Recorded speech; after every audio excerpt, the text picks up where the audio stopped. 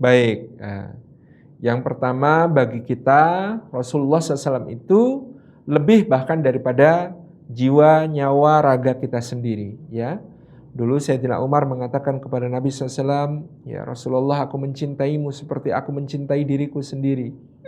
Kemudian Rasulullah mengatakan, tidak boleh begitu wahai Umar, kamu harus mencintai aku lebih dari mencintai dirimu sendiri, lebih dari mencintai ayahmu, anakmu, istrimu, dan semua yang kamu miliki.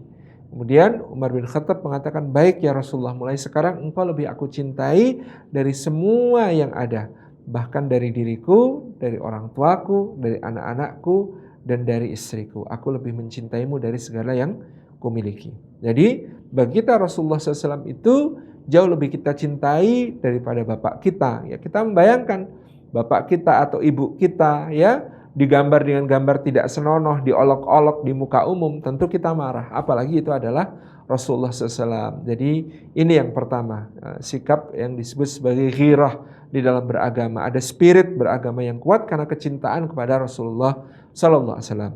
Yang kedua ya, ketidaksukaan kita atas apa yang dilakukan kepada Rasulullah ini harus disalurkan dengan cara-cara yang produktif.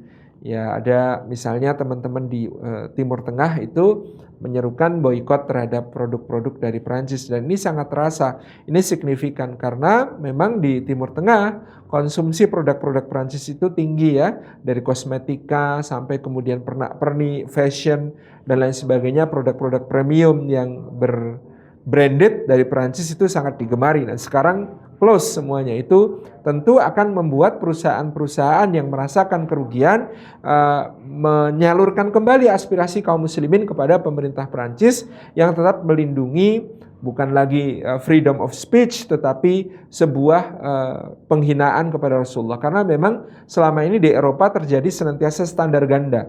Kalau yang dilecehkan Islam, kalau yang dilecehkan adalah Nabi Muhammad SAW, itu dianggap kebebasan berekspresi. Tapi sekali kita menyinggung soal Holocaust, soal orang Yahudi, maka kemudian kita akan dilabeli antisemitisme, ya, antisemit atau kebencian atau hatred.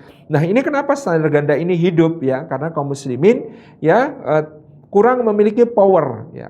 Kalau orang-orang Yahudi ini punya power, negara Israel ini punya power dengan pengusaha-pengusaha mereka di berbagai negara Eropa tersebut, baik power ekonomi dan juga power politik. Nah, umat Islam ya, salah satu caranya ya tadi power ekonominya menekan dengan cara boikot. Nah, mudah-mudahan dengan itu bisa membuat perusahaan-perusahaan Prancis ini menyalurkan aspirasi kita kepada pemerintahnya bahwa ya kami rugi kalau kamu menyakiti orang-orang yang kemudian menjadi konsumen produk kami gitu ya. Ya kami jadi rusak bisnisnya gara-gara standar ganda yang kamu berlakukan, di mana kamu menganggap penghinaan kepada Islam sebagai sebuah kebebasan, tapi kalau penghinaan kepada yang lain seperti kepada Yahudi dianggap sebagai kebencian atau antisemit gitu ya.